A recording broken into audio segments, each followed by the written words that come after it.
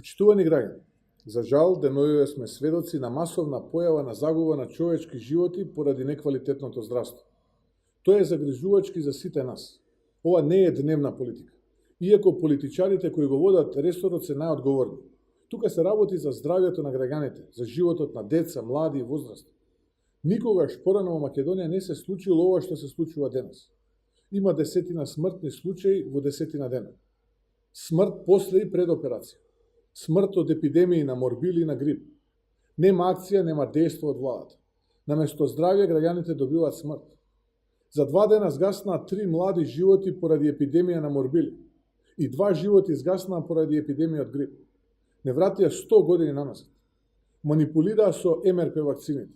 Се откри дека се со поминат рок. Министерот Филипче ја лажеше јавноста и со лажно вакцинирање на својата внука. Поради негрижа и непочитување на законските протоколи, се расширија морбилите и меѓу другите болни деца на детската клиника.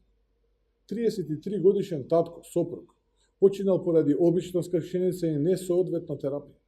61 годишна жена починала само затоа што била препраќана од една болница во друга, со образложение замислете дека нема доволно место и слободен кревет. На клиниката за стоматологија се појави опасна бактерија МРСА.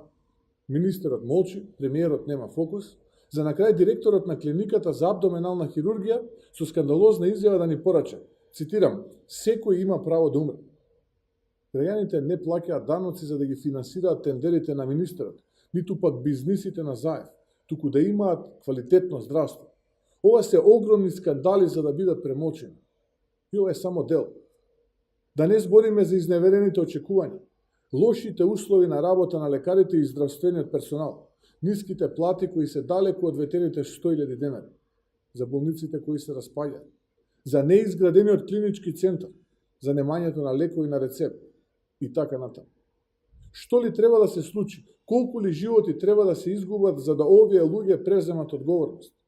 Оставка на министерот веднаш. Но и тоа не е доволно доколку за краток период не се преземат мерки и активности за следување на хаос. Неспособноста на Заев и Филипче се плаќа со животите на граѓаните. И ова треба да престане.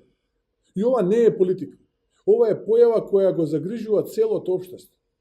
Ние сме вознемирени и загрижени. Ако владата не знае како да се справи, нека праша.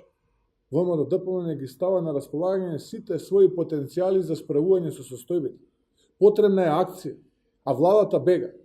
Имаме решенија кои можат да помогнат за да се санираат состојбите.